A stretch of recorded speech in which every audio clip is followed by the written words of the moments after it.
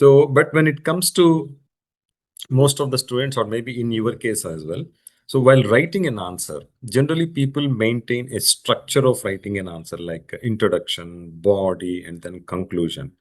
So is it mandatory that you have to maintain that structure? That is number one question. Number two, even if I maintain that structure, even if I am sticking on to the context of the question, but still there are so many students who are not getting better marks. Is there any trick or a tactic that you use, or a kind of maybe earlier you were saying that a committee's recommendation can be quoted, kind of a thing. So, is there any tactic there?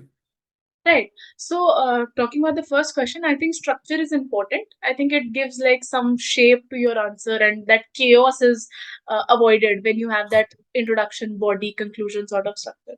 And I think Mhm. it makes easier for the examiner also. Ki, okay, this is the introduction, fine. This is the conclusion. This is what the answer is like, rather than Good. him trying to find where the answer and the score lies. Right. So, Right. structure again, I agree, it's important. Secondly, talking about why still it might not get them fetch them good marks, I Mhm. think it has to do a lot with your presentation, right? You have to Mhm. somehow make your answer stand out, Mhm. because there would be a lot of copies that this particular examiner is checking, and it might become monotonous. So what I used to do is I have again a flair for making flowcharts. So I Okay. use a lot of flowcharts. I try to incorporate at least one flowchart. Now my entire answer would not be like a flowchart.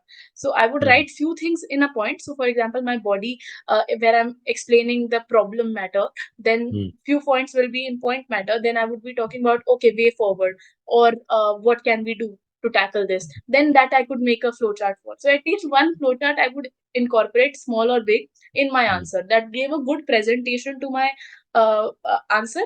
It made it Mhm. look a bit more, like I put effort, and it used the page very nicely, used up the space also very nicely.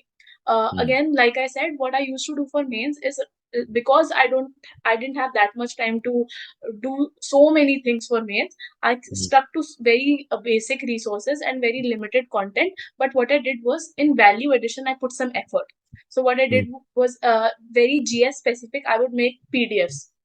Right. So I'll take a few sheets, Yes. GS1, GS1 related whatever maps I can use Mhm. in say history, or what I could use in geography, and then Mhm. society paper, what content I can use related to urbanization, what data points, what recommendations I can use, or Mhm. any other topic that I can. I would just make like these notes for them. कि ठीक Mhm. है, GS2 में अगर judiciary है, तो these are the points that I can write in a judiciary answer, in the Right. sense, if I'm talking about prison, then what are the prison reforms by this committee, or what is.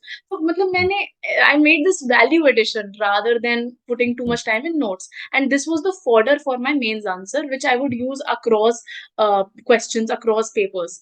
So that Mhm. is the effort that I put, and it helps, to make that answer stand out. You can mention something in your conclusion, a scheme name somewhere in your Mhm. points, that would Mhm. just make it more specific and Mhm. make it look nicer. So I think these are things that Right. I used in my mains answers.